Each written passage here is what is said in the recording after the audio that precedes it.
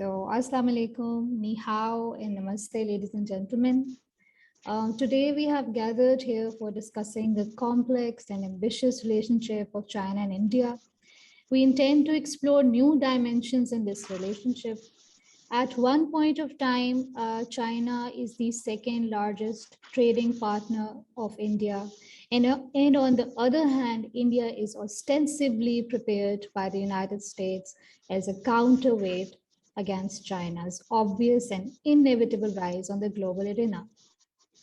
This relationship is very interesting as it depicts a complex interdependence of the two nations.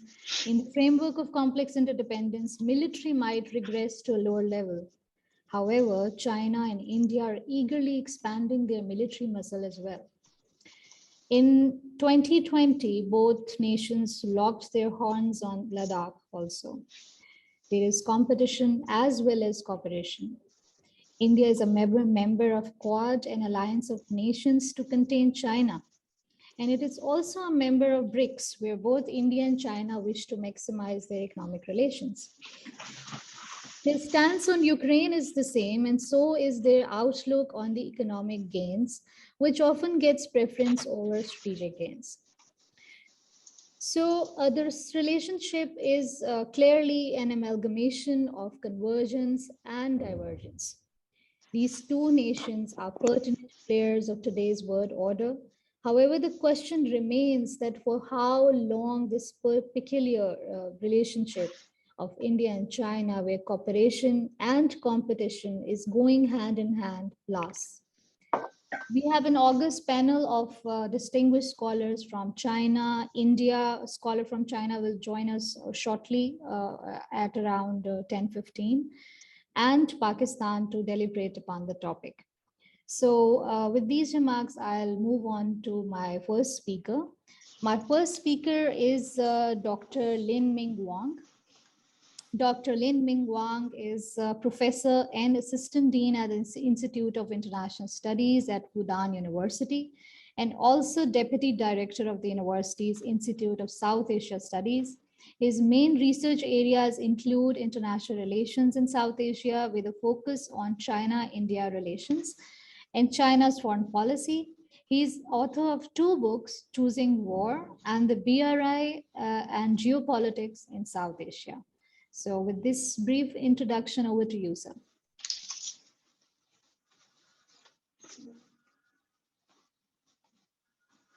Okay, thank you, Chair. Can you hear me? Yes, you're audible. Okay, thank you. Thank you for inviting me to join this webinar. I think it's a good time to talking about Sino-Indian relations. Actually, the current Sino-Indian relations are in a very uncertain stage. My general assessment is that the confrontation and also the difference between the two parts are still controllable, but there are still many factors which may have a negative effect on bilateral relations. So you may know Chinese State Councilor and the Minister of Foreign Affairs, Wang Yi, has made a sudden visit to India after his visit in Pakistan on March 24th. This is the important event for China-Indian relations since the outbreak of COVID-19 pandemic, and also since the outbreak of Sino-Indian border standoff along the western section in the April 2020s.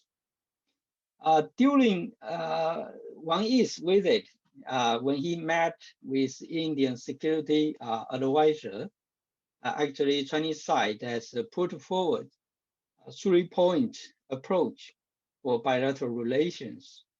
Firstly, he say both sides should review the bilateral relations from a long-term perspective, which he means two sides should place the difference on the boundary issues in a proper place in bilateral relations. Secondly, both sides should view each other's development with win-win mentalities, which imply that for Indian side, which is always fear of Chinese rising and sees the Chinese rising as a threat to Indians' long-term interests. And thirdly, Wang Yi proposed both sides should participate in multilateral process with cooperative postures, which means two sides actually have many common interests in the multilateral stage, and we should cooperate more. And more importantly, for this visit, Chinese side actually clearly state that China does not pursue the so-called unipolar issues, for which I understand why Chinese side talking about China do not pursue unipolar Asians, because for a short time, for a long time, Indian side has always talking about China pursuing a position, pursuing unipolar Asians. China want to have the hegemony position in Asia. So one is postures, his point actually want to say, China do not want to have any backyard. We do not have the backyard mindset.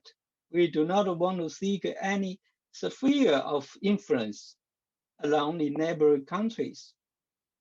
This is the general Chinese attitude and also Chinese position towards Sino-Indian relations. But currently, we can see the situation along the China-Indian borders is still did not resolve the difference between two sides along the border issues.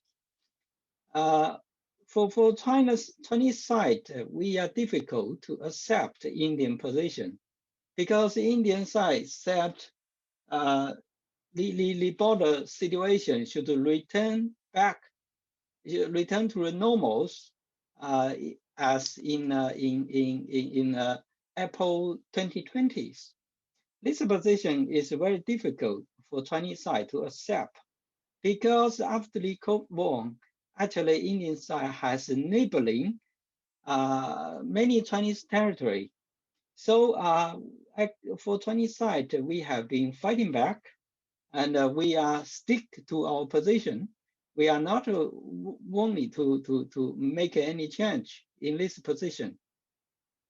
This is the difficult why two sides is very different to resolve the boundary difference in a short term. Generally speaking, China-Indian relations is improving not only from China, but also for Indian side. Indian side has always expressed some of is willing to improve these relations. So you can see on the March 21, Indian Prime Minister Modi actually expressed shock and grief on the on one of the crash of the Chinese airline. So this is some of the Indians' position. But just now, just as I have mentioned, there are many differences which is really difficult to resolve. The first is the boundary issues. But the Indians still, if Indian side still stick to its position for the boundary issues, I think it will stick no chance to resolve the difference.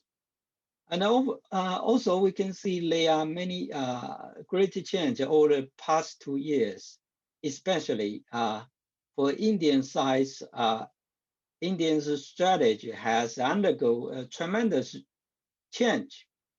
The most fundamental change for Chinese side is India quickly fall to United States and fall to the Western campus and actually promote the Indo-Pacific strategy. For Chinese side, the Indo-Pacific strategy is try to contain China's rising.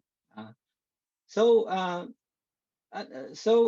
China and Russia both try to promote India can stand away with the Indo-Pacific strategy, but they have very little success.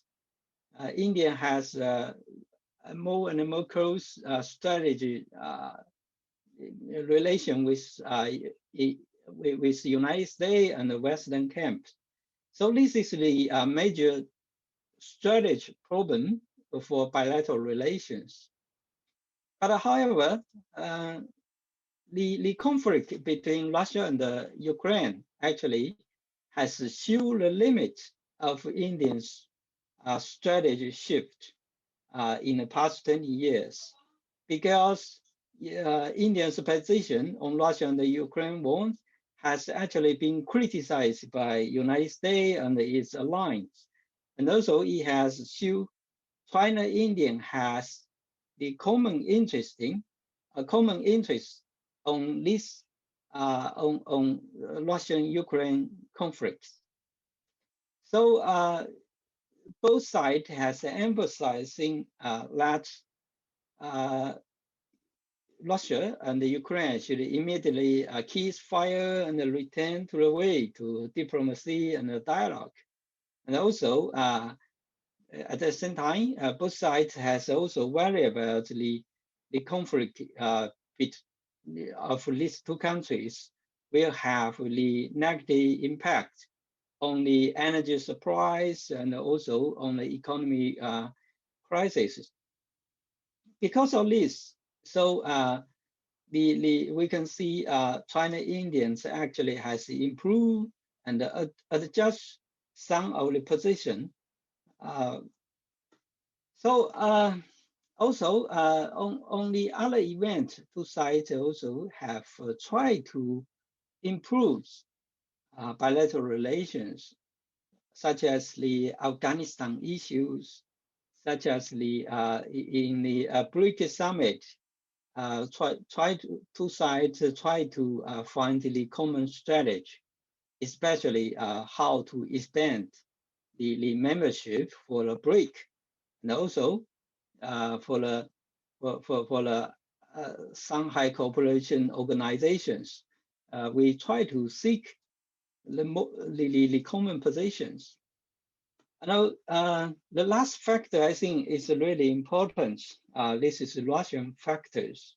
Actually, Russia has tried to mediate between China and India to resolve the boundary issues. Putin personally has tried hard to promote the China-Indians relations, and also I think also for Chinese side, we should consider if China-Indian relations is still falling, it will have some negative effect on China-Russian relations. This is one of the factors for Chinese side we should consider.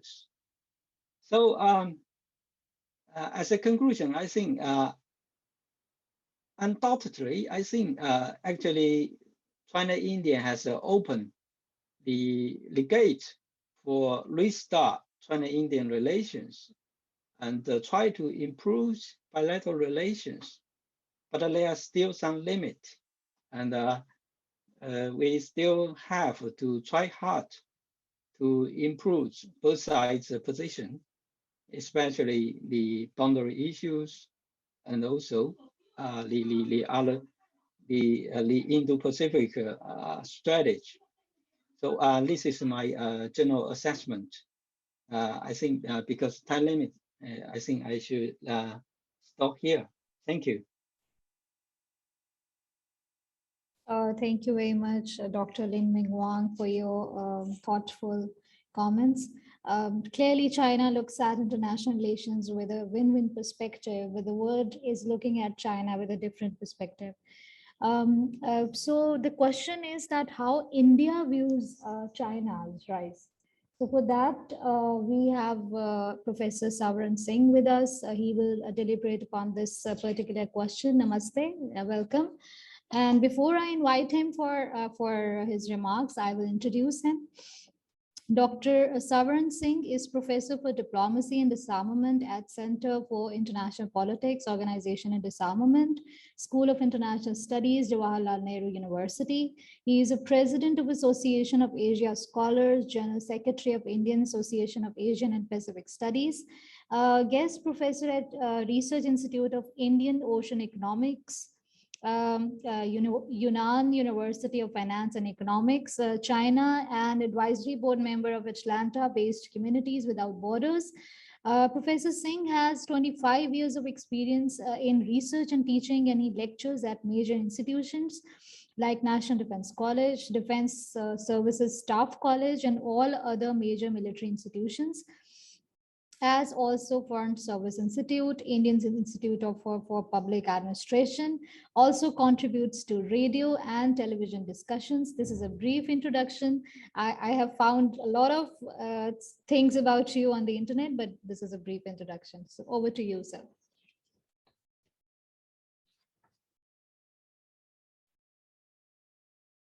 You're not audible. Please unmute yourself. Okay. Thank you, Dr. Mariam Mastoor, for inviting me into this program today. I also see Ambassador Riaz Khan with us. I'm delighted to be on the same panel with him as he's here today. Also delighted to see my old and young friend, not old friend, but young friend, Lin Minwang from Fudan Tashwe is here with us. Pandemic has meant that some of us have not been able to meet with each other, but good to see you. And I heard you say a few things. I joined slightly late into the program, but I've heard him speak before. So I understand he mentioned that there are limitations where India and China have both need to work. But of course, I understand that need to work is our shared vision of China and India. Both Professor Lin and myself believe there is enormous space to work together. Thanks also, I should mention to Dr. Nabila Jaffer, who's part of IRS. I've known her also for some time, and it's good to be part of your discussions. Discussion today, as the banner that was shared with me said, China-India New Dimensions. I thought that was a bit challenging because both are peer ancient civilizations with enormous baggage that perhaps very often influences their mindset and decision making. And therefore, it's challenging sometimes to look at what could be those new dimensions, which one could imagine reshaping or recasting, recalibrating their mutual understanding of each other or their mutual policies with each other. Or how does India see China, as Dr. Mariam Mastoor just mentioned in her opening remarks in introducing me. Let me begin by saying that when we look at China and India from any part of this blue planet, populations are most interesting thing to notice. These are two very large populations. There is nearest next country is 1/4 of the size of population, which is United States. And the population has thrown up some interesting trends. On 11th of July, last week, there was a UN Population Day, and United Nations, the Department of Economic and Social Affairs has a population division, which has launched World Population Prospects 2022 report, which believes that world would be reaching 800 billion population on 15th of November this year. And that next year, not China, but India would become world's largest population. So I think that is something interesting to note in terms of new dimensions. where in terms of the size of population, India would become the largest country on the planet. And Rana Mitter, another very famous sinologist from Cambridge, who most of you know very well, wrote an article today for me. I'm in Vancouver, so it's still Sunday evening for me. In terms of you, it's Sunday means yesterday. In London Guardian, he published an article about this. And he mentions very interesting psychological preoccupation of China and Chinese leaders in pushing China into becoming number one in as many things as possible. And now there's a situation where China is going to be number two, at least in terms of being the second largest population country. And if you put it along with China also being the second largest to United States in terms of GDP, then India and United States coming together definitely is a new dimension, which are number one in population and number one in GDP, making China number two in population and number two in GDP, conscious of how India, United States proximity would influence the new dimensions of China and India mutually. Second element which makes the world very conscious of when they look at China and to some extent India also is GDP. India has been in the news post-pandemic because even International Monetary Fund and World Bank has come to conclusion that India would be the fastest growing economy among major economies on the planet. 7.8% is the conservative estimate of growth rate for India's GDP. But of course, the pandemic has seen China's GDP galloping. Estimates are between 16 to 18 trillion US dollars. Chinese themselves describe it in terms of crossing 100 trillion yuan of GDP. Now, depending on the exchange rates, you could put it anywhere between 15 to 17 trillion dollars. That is inordinately large size economy, and economy that has shown impressive growth rate even during the pandemic when all other economies were disrupting and decelerating, and world was sort of really in great topsy-turvy. That kind of large size of China's economy and growing the way it is not only appreciated as a locomotive of global growth, engine of global growth, but is beginning to now also become an issue of enormous worry for dominant states who want to sustain status quo. And in that sense, that enormous GDP and the way it is growing and what it is doing, the leverages that it is providing in China, China being able to carry on with one-sided trade, one-sided investments, deep pockets, which even United States does not have that capacity to do that kind of one-sided investment and trade, is making China a very interesting actor. And India being the peer civilization, which is going to be larger than China with fastest growing GDP here. And of course, enormous deficit for infrastructure building in India. Indian Prime Minister recently said in BRICS Summit, India can receive as much as $1 trillion US worth of investments only in digital India economy. Fundamentally, that kind of size of economy of both China, but China particularly, and also India, is again something that is likely to add new dimensions. And any expansion of relationship and their mutual bilateral economic relationship is expanding. I'm sure Chinese love to mention how the Chinese trade with India-China bilateral trade grew up by 44% in middle of border crisis. So that expansion of investments and trade and other areas of commercial engagement would throw up its own challenges. Okay, let me quickly go to talking of two issues which I want to use to underline new dimensions. One, that we are still in a period of pandemic, and second, that we are also in the middle of Ukraine crisis. How have these kind of showcased certain new dimensions in China-India equations or relations?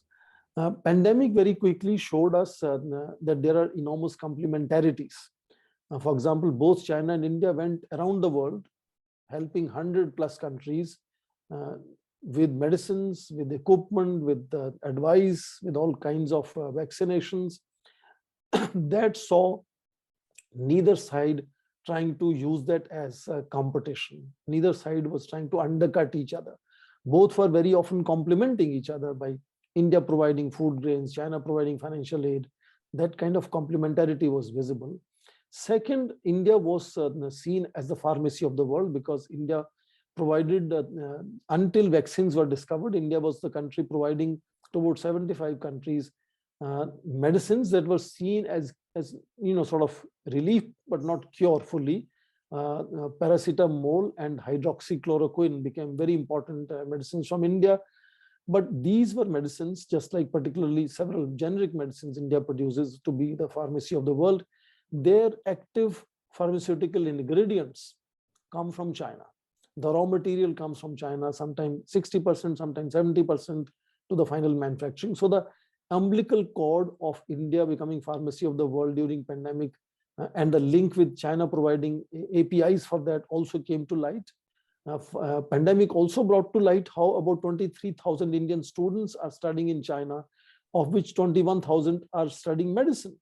And also difficulties that arise because they've all come back home and they're trying to go back and continue the studies in China. The visa issues, new dimensions that were not perhaps visible earlier, but now are visible both in terms of opportunities and challenges. Likewise, in Ukraine crisis also, there is visibility of a certain shared bandwidth that both China and India have. For example, both China and India have so far decided not to denounce Russia. In fact, both have continued to engage President Putin. Both China and India have increased the size of their energy procurements, but still they also have divergences in terms of their approach to Ukraine crisis. India has been far more seriously engaged in providing relief in Ukraine, in constantly being in touch with several Western leaders to make sure some kind of dialogue begins. But China and India have together said immediately violence should come to a halt, direct conversation should lead to some kind of solution. So there are areas where their approaches are similar, there are areas where the approaches are overlapping with each other, then areas where their approaches are not really same, they're at variance with each other when it comes to Ukraine crisis. So in this context of emerging new dimensions, with both foreign policies becoming relatively assertive, the new dimensions, which is the last point I'm making, which one can notice in last few months, if not weeks, is how they have increasingly had meetings. But what I, as an academic, would find is an exercise in talking at each other rather than talking with each other.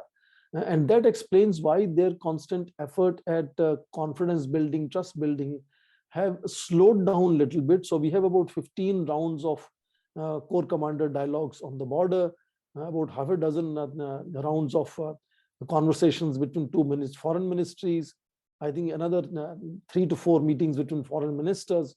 But border, that kind of disengagement which was expected to happen has not happened. So I think that is another new dimension of how two assertive nations are beginning to sort of redefine how they will engage with each other, where very often they are being seen as if talking to domestic constituencies or talking to international constituencies rather than talking to each other. And I think that is something which is not the most elating new dimension, which is my last point. And I see because of some disruptions, or maybe I myself have taken a little longer time than I should have. With that, I hand it back to Dr. Matsur, and I look forward to further discussion. And if there are any comments and questions for me, I'll try to answer them. Thank you very much, and back to Maria. Thank you, Dr. Swaran, for your thoughtful comments, and sorry for disruptions. You have rightly talked about the growth of both India and China, especially India, which is around 8%. And this is also a fact that China's economy is also a major factor in that growth. So with these comments, I'll move on to our next speaker, our distinguished Ambassador Riaz Mohammad Khan. Before I invite him for his comments, I will introduce him. Ambassador Riaz Muhammad Khan holds a master's degree in mathematics and a BA honors from Punjab University, Lahore. Prior to joining Pakistan's Foreign Service in 1969, Mr. Khan taught quantum physics from 1965 to 1969 as assistant professor in the mathematics department at Punjab University. His diplomatic career began with a posting in Beijing in 1970. He then served 7 years at Pakistan's mission to the United Nations in the New York City from 1979 to 1986. Khan remained Director General of Afghanistan and Soviet Affairs at the Foreign Office, during which time he took a sabbatical to serve as a diplomat in residence at Georgetown University's Institute for the Study of Diplomacy. He has also served as Pakistan's first ambassador to Kazakhstan and Kyrgyzstan, ambassador to Belgium, Luxembourg, European Union, additional secretary in charge of international organizations and arms control issues for Pakistan Ministry of Foreign Affairs. He has also been a spokesman of the Foreign Office from 2000 to 2001. Mr. Khan's last field assignment was as ambassador of Pakistan to China from 2002 to 2005. He served as Pakistan's foreign secretary from 2005 to 2008. He retired from service in 2008. After his retirement from the foreign service, he spent a year as a scholar at the Woodrow Wilson Center in Washington, D.C. He also served as Pakistan's envoy for back channel diplomacy with India from 2009 to 2012. So with this brief introduction, over to you, sir.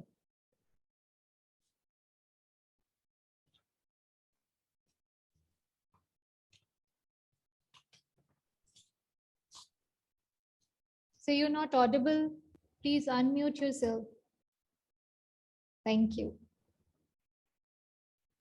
Thank you. Can you hear me now? Yes, you're audible. Okay. Thank you, Ms. Mariam Mastoor, and thank you, Nadeem Riaz, for inviting me. And I am very happy to be on the same panel as Professor Swaran Singh and Professor Lin Minwang. I am a bit of an aberration because they are professors, they're academics, they have more keen insight into the minutiae of relationships or whatever they wish to discuss, whereas I am basically, I had been a practitioner of diplomacy. I will be making very brief comments which are of a broad brush nature, not the minutiae. And these relations between two giant countries, China and India, they have great relevance to what will happen to Asia, where we are also situated.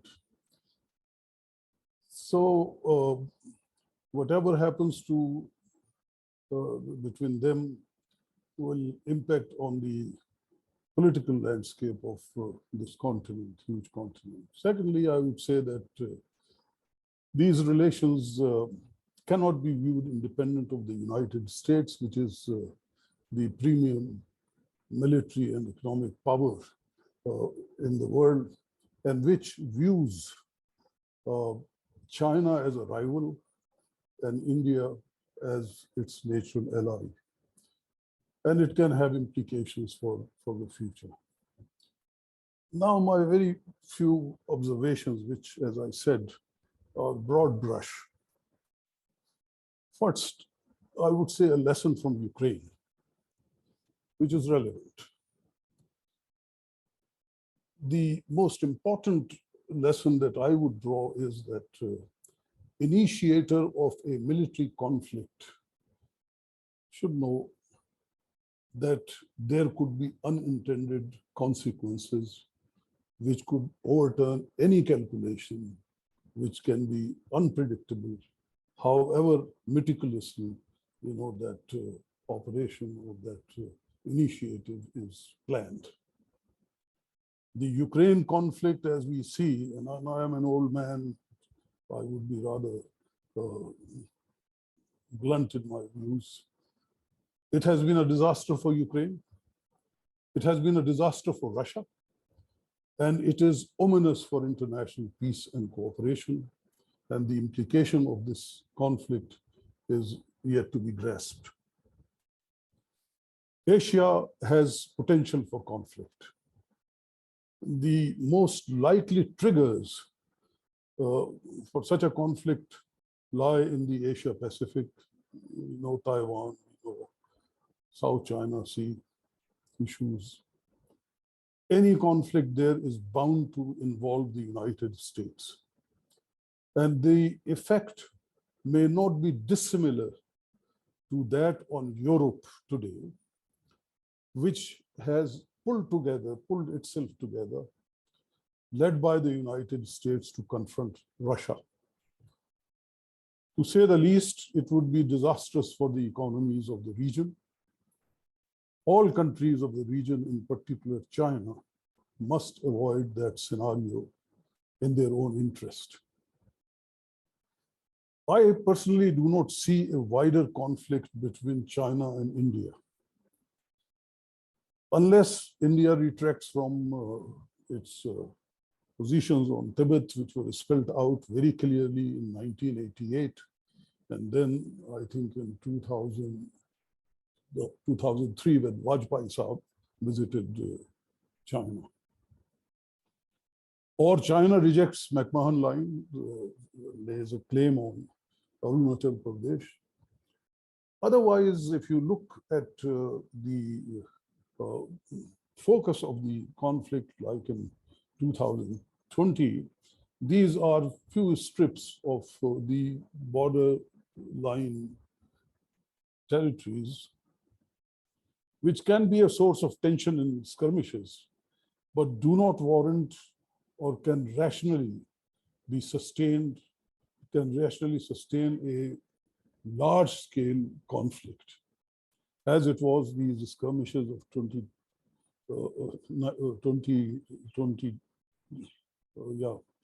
They remain limited, and as I think you have mentioned, China-India trade remained almost unaffected by it. And sometimes I say that this area of conflict is so limited, and we cannot expect 10-foot waves in a 1-foot deep water. So this is not a setting for a larger conflict. But there are danger signs. China views Quad as part of US strategy to encircle China. US makes no secret about its intent to contain China. To what extent India would go along with this US objective is an open question. Notwithstanding the benign interpretations which India gives to this grouping, such as that it is a useful group for cooperation, which was seen to address COVID and similar situations.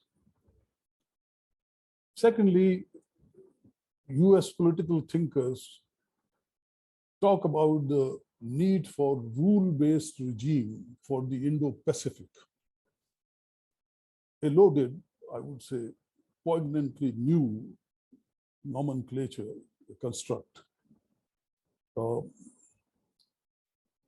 Quad and also AUKUS are part of this approach from the American point of view. Now there is this question: why the need for this rule-based regime beyond what already exists by virtue of international law? Who will codify this regime and who would enforce it? So there are question marks.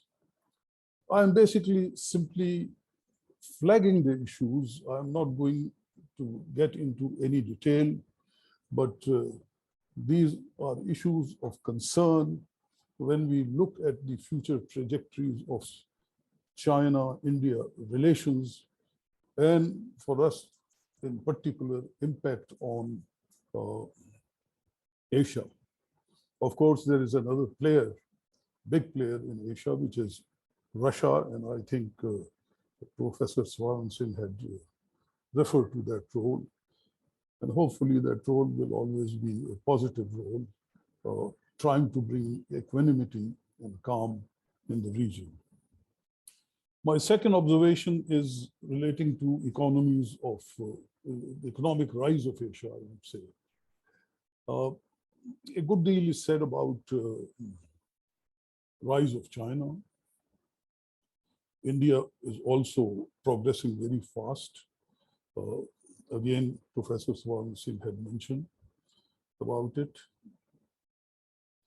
But it's not just these two countries.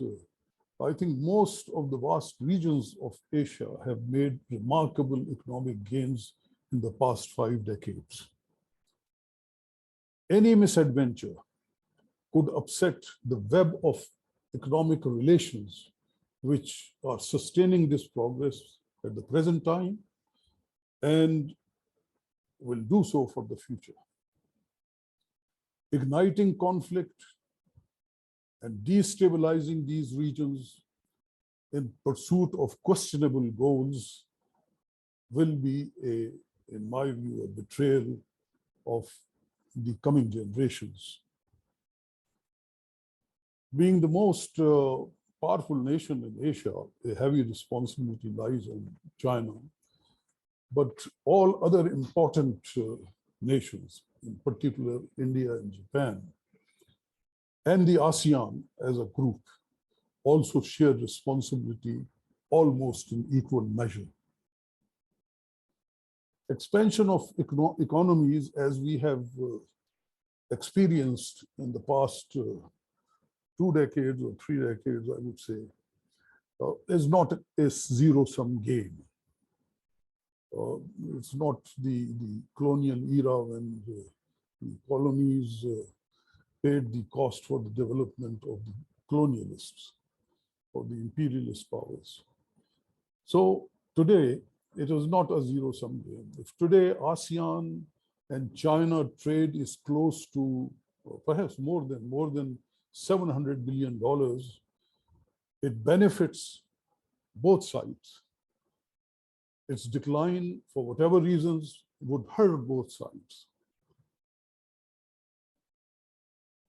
Perhaps I think for the future, if we have to take a positive approach, but prediction for the future is always difficult. But I would say that we should think about a new, inclusive, and open co-prosperity compact for Asia. This would require more economic cooperation rather than injection of quasi-military or security groupings. My third observation relates to something which is very well known now, climate change and other unconventional challenges. Challenges such as climate change, environmental degradation, food security, pandemics. And I think, again, Professor Swaran Singh had referred to population. I look at it as a challenge as well. I think having been about 80 now, I probably would not be much concerned with this problem, but the world certainly cannot be overwhelmed and overburdened with the kind of growth of population we have. Anyway, all these have now started, these issues have started resonating in the public domain. But they receive much less focus as compared to politics and development in our discourse. But the threat is that they pose, these challenges pose, is increasing inexorably. These Challenges also cut across boundaries, and they call for joint efforts to address them. China and India ought to be in the forefront of these efforts, not just because they are one of the largest, perhaps the largest contributors of greenhouse gases and environmental pollution, but also because these two countries, along with Pakistan and Nepal, sit across one of the most fragile and vitally important ecosystems on the globe. I'm talking about the Himalayan, the Karakoram, and the Tibetan glacier systems, which is also known as the third pole. With global warming, the glaciers are melting, which, if not arrested, will spell disaster for literally hundreds of millions of people inhabiting the Indus and the Ganges basin. Indifference and complacency towards these threats, in my view, will be criminal. Persistence of political rivalries, competition, and conflict will even be worse. This calls for a new cooperative and creative approach, sensitive to the demand of these, what is now generally viewed as existential challenges. I will mention here something of my own experience relating to Siachen when I was involved, when I was Foreign Secretary and involved with the composite dialogue and also with the back channel. When discussing Siachen, I a couple of times mentioned to my India counterparts that even if we know that there is a mountain of gold underneath the Siachen glacier, the ice of the glacier is more important and more precious than that gold. Today, the presence of armies on the glacier is damaging it. In 2005, 2006, the Pakistan and the Indian foreign offices had developed a proposal for disengagement from the glacier. Regrettably, it did not materialize. My friend Shyam Saran has written about it in How India Views the World. So these are some of my very broad brush observations, as I said.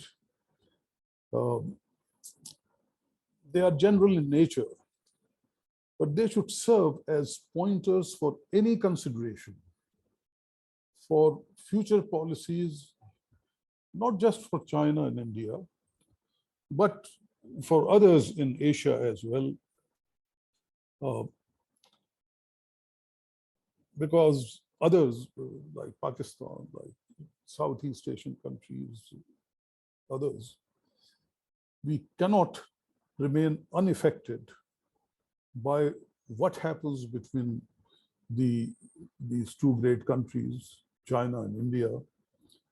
And I hope that as both my academic friends, Professor Lin and Professor Singh, have suggested that equanimity and common sense will prevail among the policymakers of these two countries, as well as other important countries in the region. Thank you very much.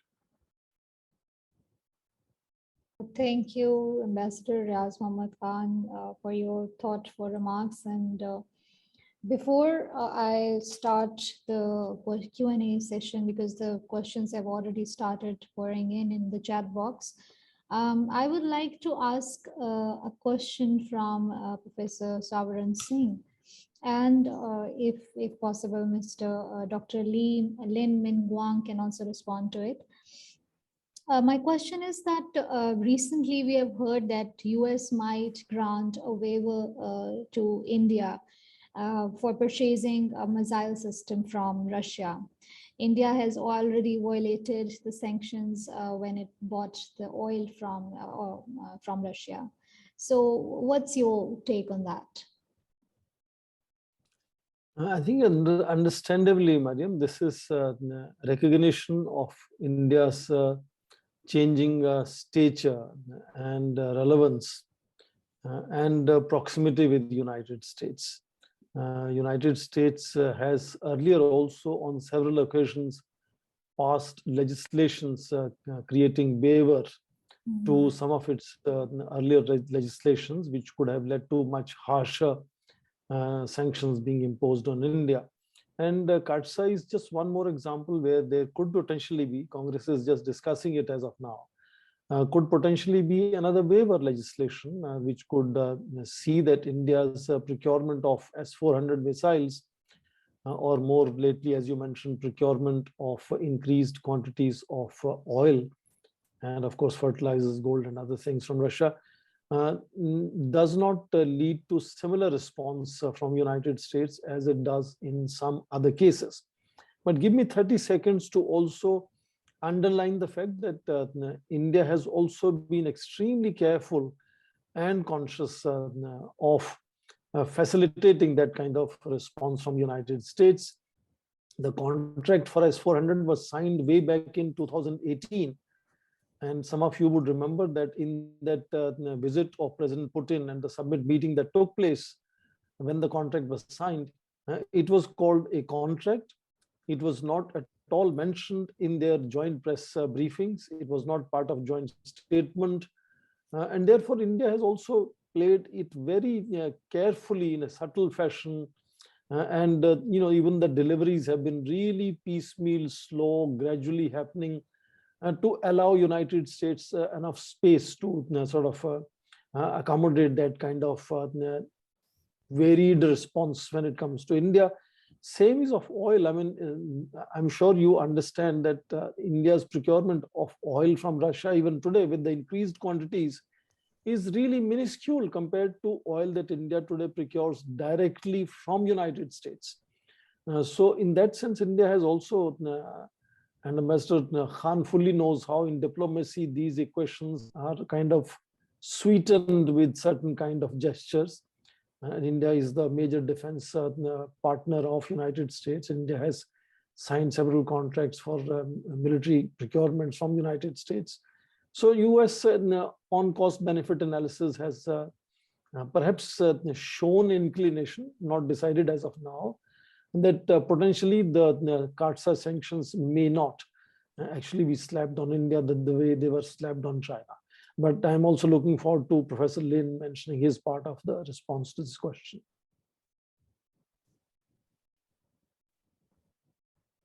I think Indian is really clever.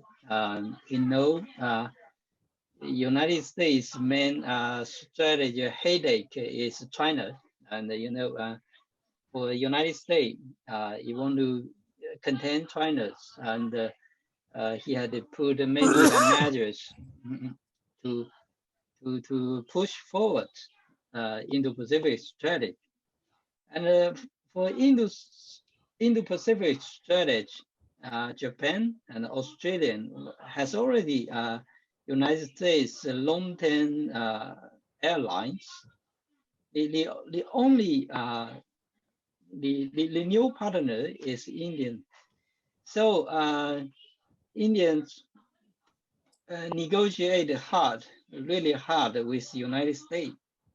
And he showed to United States that India has the strategy willing and also strategy ability to counterbalance China's.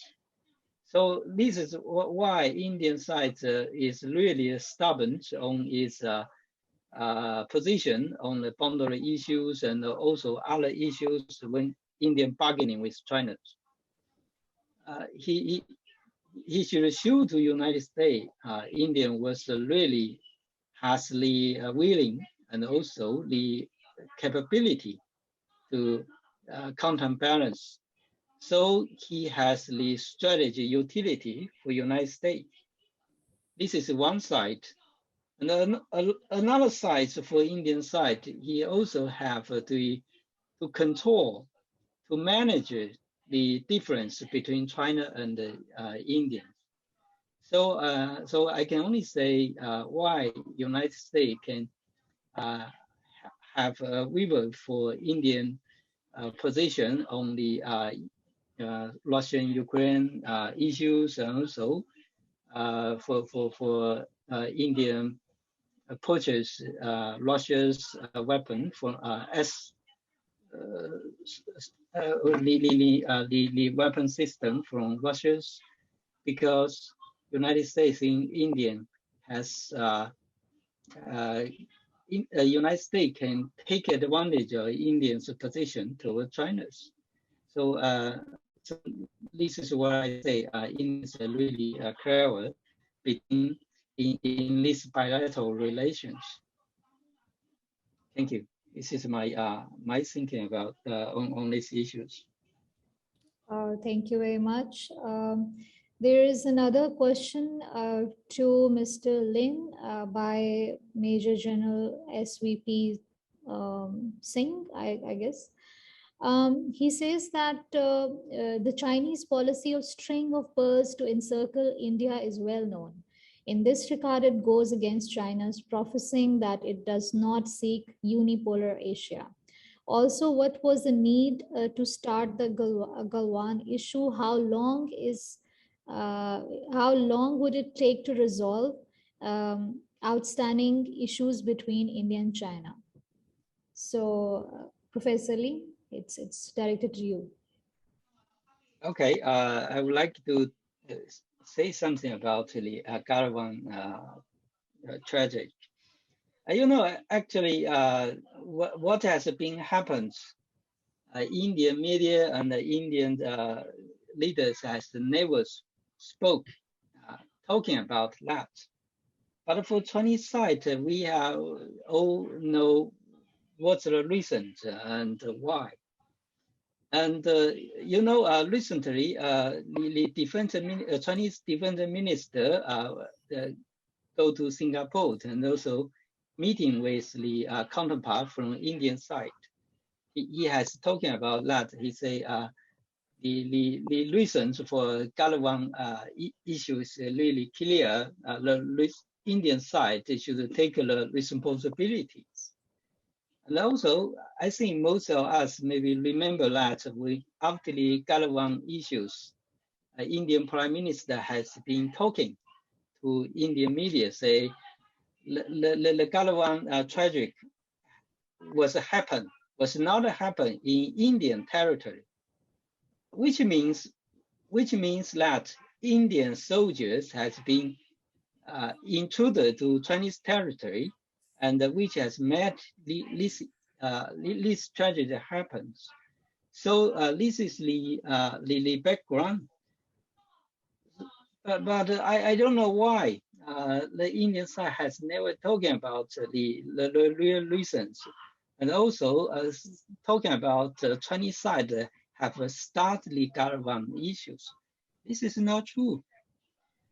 For the second question, you talking about Chinese policy of the string of pearl strategy.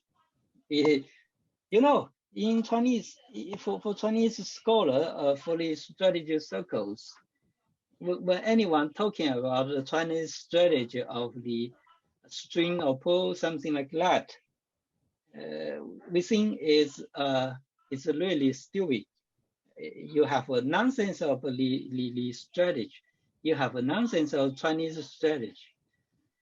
For Chinese side, Indian Ocean is still a long way. We have for the main problem for China now is Taiwan issues. We still have the historical problem. We have still not unified as countries, as rising powers. The main task for Chinese Communist Party, we should resource the territory integrated problems. We have to unite the mainland with Taiwan. This is the main task for Chinese Communist Party. For the Indian Oceans, it's such a long way. The main interest for Chinese side, we have to safeguard the trading rule for China's, because the United States is not willing to see China can as free riders, because the United States think he has to provide the public good, provide the safety for the trade rule in the Indian Oceans. So this is a problem. China should think about one day when United States is not willing to provide this public good for China's. So how China can be provide the security for itself? This is the second problem. Thank you, Professor. Now the second question is from Ms. Sumaira Iqbal. She wants to know that it's for Dr. Swaran Singh. Do you think India's relations with the US played a critical role in the worsening of trust between India and China?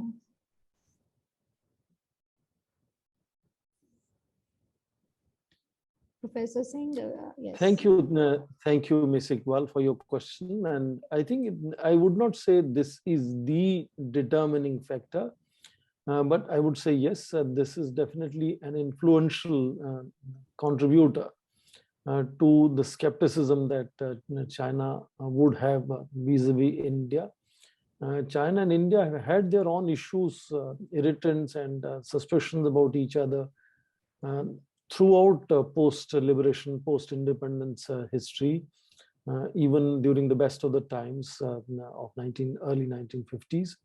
US today sees China as their major challenge, as I think Professor Lin also mentioned himself. And any country that comes closer to United States is seen with those suspicions as perhaps aimed at countering or containing China, as Professor Lin also mentioned again.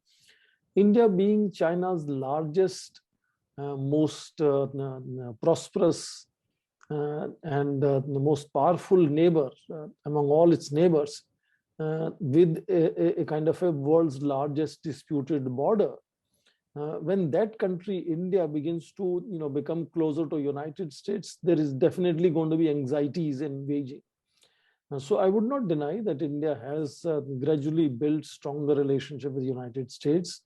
That change in relationship of India and United States has made Chinese far more anxious of what impact it could have on China or China-India relations. But I think I would vary slightly with Professor Lin saying that that China's interest in Indian Ocean are really sublime and innocent. World is familiar, and Pakistan is familiar of China's presence in Indian Ocean, including its naval presence. So now we very politely call it, China has arrangements from Djibouti to Solomon Islands on one to the other side. And of course, a whole number of ports where it has kind of been involved in either building entirely new port like Hambantota, revamping the port like Gwadar, which have absolutely no commercial viability. And both these ports have been leased now to Chinese companies. And Gwadar was leased first to Singapore, and they decided to sort of give it up because it was not making any money. Now, that kind of deep pockets, one-sided investments with no profits coming in return, the only explanation is that there is some strategic thinking behind those large-scale projects that China is building. And now I understand that there is no proof of these being military or naval facilities as of now. But this is something which is always a domain of speculations in terms of what could be potentially China's intentions. And if you see how China has gradually over a period of time asserted itself against ASEAN in South China Sea, and has become extremely active in anti-piracy activities in Indian Ocean. I'm sure countries in Indian Ocean would be concerned about China's increasing presence. And now that could be an area of India's anxieties vis-a-vis, or India's suspicions vis-a-vis Chinese. And in that sense, I sometimes, in a lighter vein say, historically, China-Pakistan axis, and some people call it nexus, has been a constant issue of anxiety for India. And I think in the same sense, you could see now the growing India-US proximity being a similar cause of anxiety, because it multiplies worries for Beijing as to what it could entail for sort of ambitions that Beijing has for its own future. And in that sense, I would say, yes, in one sentence, yes, India's proximity with the United States is a factor, but is not the sole determinant. Thank you. Thank you, Dr. Swaran. You have rightly, yes, I was coming to you, that he has mentioned an anxiety in India regarding Pakistan's proximity with China. So would you like to comment on that, Ambassador Riaz? Thank you. Well, the history of the development of China-Pakistan relationship is long, and it has something to do with our hostile relationship between India and Pakistan. But at the same time, it was a natural development in the region, because Pakistan and China do not have much divergence in terms of interests. And I think the border that we have, and that is in Kashmir, and we have a provisional agreement with China on that. We took a sensible decision when we first offered in 1962 negotiations with China. We were far more specific than India had ever been in its proposals to China on its problems relating to the border. When we had made this offer, Chinese came back after about 3-4 months delay and said, what would be the parameters for discussions, negotiations of this border? And somebody sensible in those days said that the parameters would be what is generally accepted as international practices and legalities, the ground realities, and mutual accommodation. It was far more specific and to the point response, which drew a positive response right away from China, and we had an agreement within 3 months. That instilled a lot of confidence in our relationship at that time. And since then, this relationship has been growing. Now I'll mention about Gwadar. Gwadar was Pakistani initiative. We made the proposal to the Chinese that help us in developing Gwadar in 2002, 2003. They did not come to us. We had approached them. And at that time, basically, we had 3 objectives of Gwadar. One was, of course, that it would serve the hinterland. Secondly, we thought that it could also be developed into a kind of energy hub. And then it was that it would provide, hopefully after settlement of Afghanistan, a sort of route to the ocean for the Central Asians and for Russia. as well as for China, although the route linking China and Pakistan is a difficult route. So there was no thought of its utility as a military base or a military for any military purpose. And even if you look at the map, to think that the Chinese navies will be crossing all over and coming to Gwadar and coming to any other ports over here to fight whom? US navies, Indian navies. I would say this is a bit of a long shot.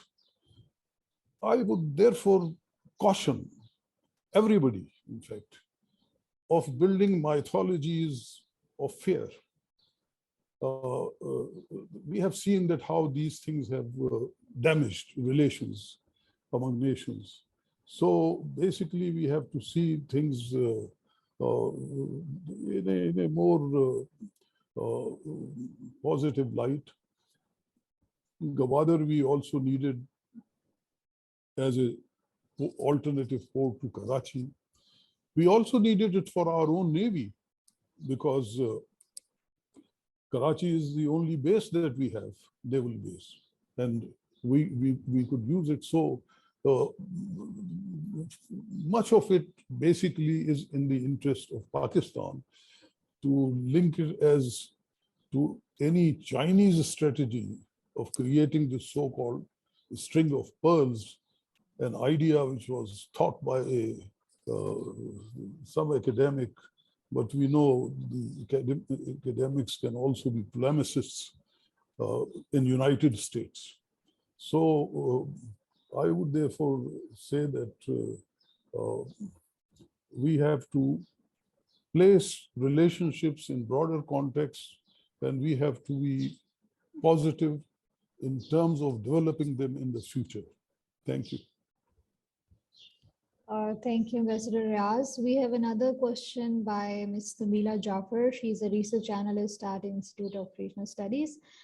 She has talked about public perceptions in both countries, in both India and China, which are negative in contemporary times.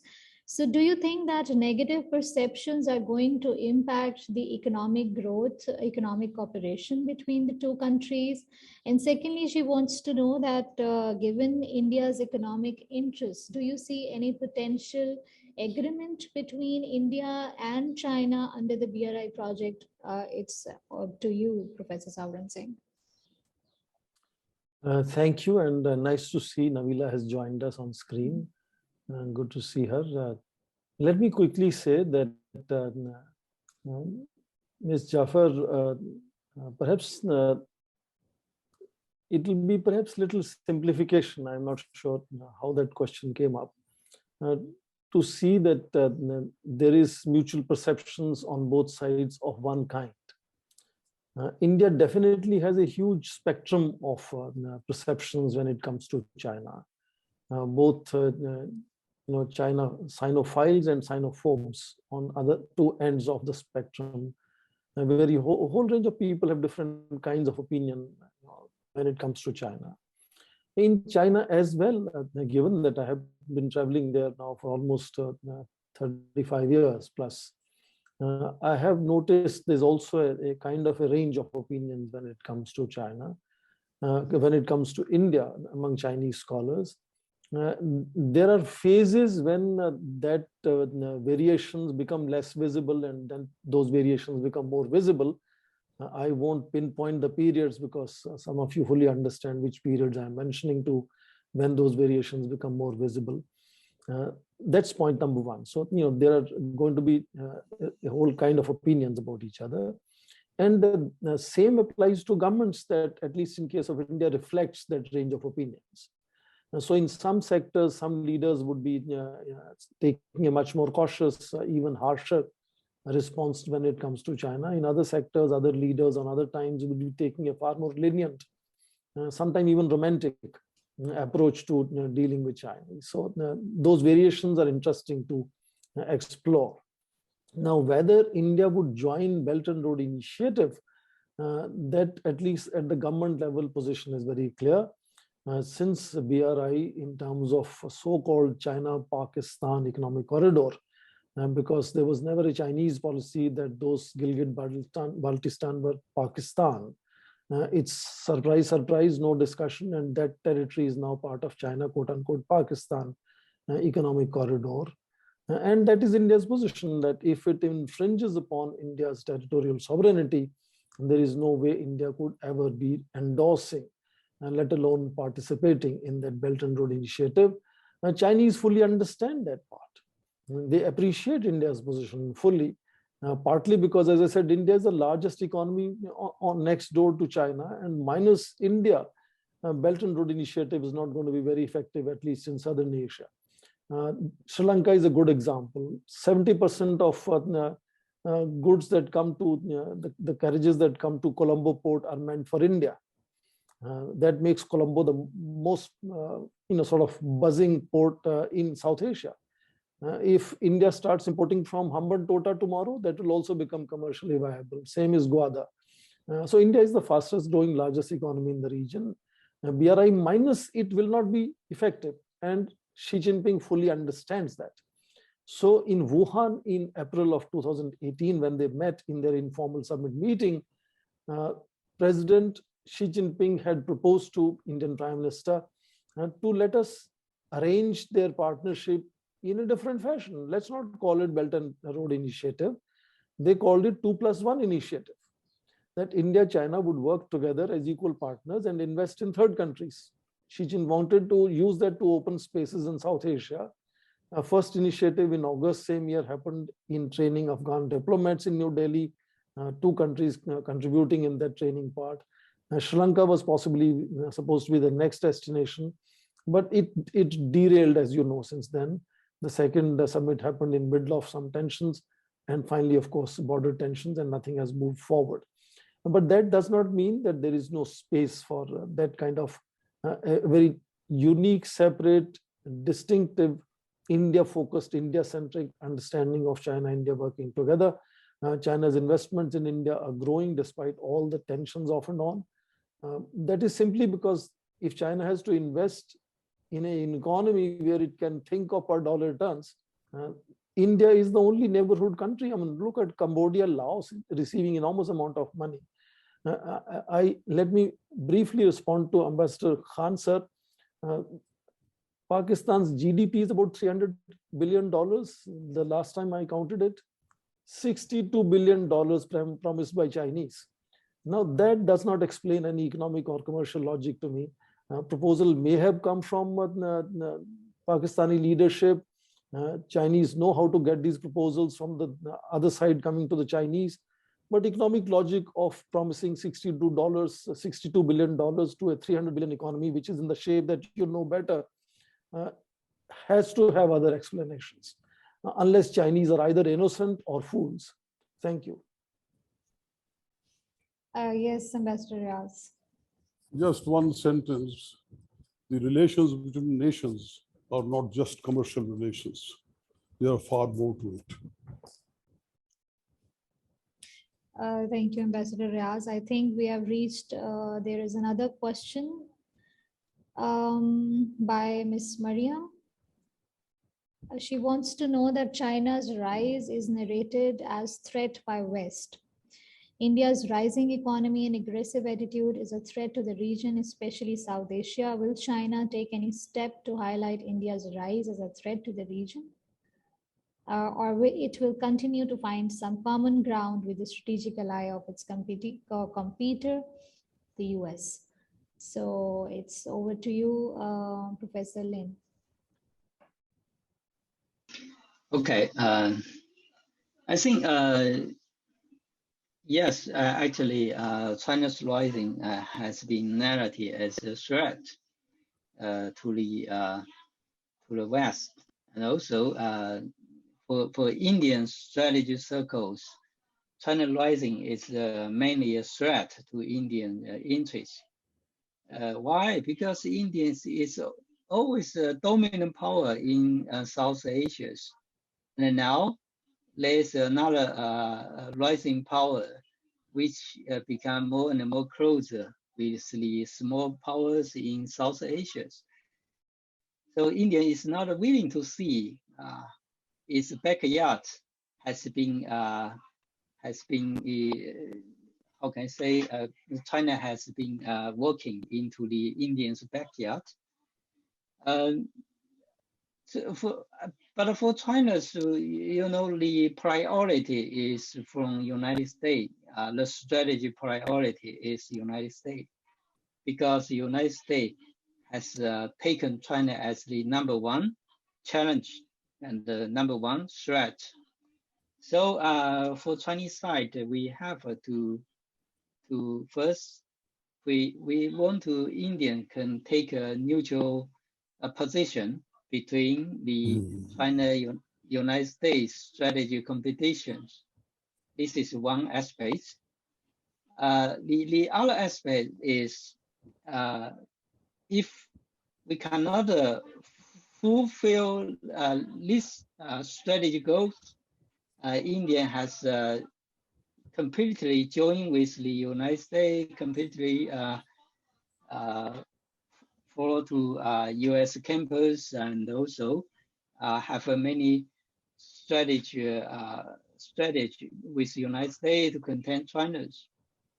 I think for Chinese side, we have already seen China's policy to India in 1916.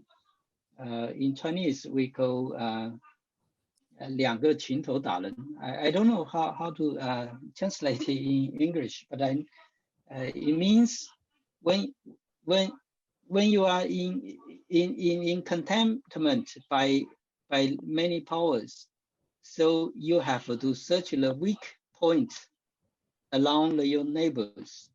So who is the weakest point along the China's? I think this is the for Chinese side. I think India may be the weakness point of the United States contentment stream around the China's. So this is my very quick response. Thank you very much, Professor Lin Minwang. I think we have moved on to the end of the session. In the end, I would like to thank Professor Swaran Singh, Ambassador Riaz Khan, and Professor Lee for joining us and sharing your thoughtful views. Obviously, if India and China continue to cooperate on economic terms, peace will be ensured. And if we talk about India, the GDP, the per capita income of Indians is $1,900 in comparison with China, which is $10,000. So India needs a lot of economic support in this perspective. So with these thoughts, thank you very much. We look forward to much more engagement with you, and thank you very much. Bye-bye. Thank you. Thank you. All right. Bye-bye.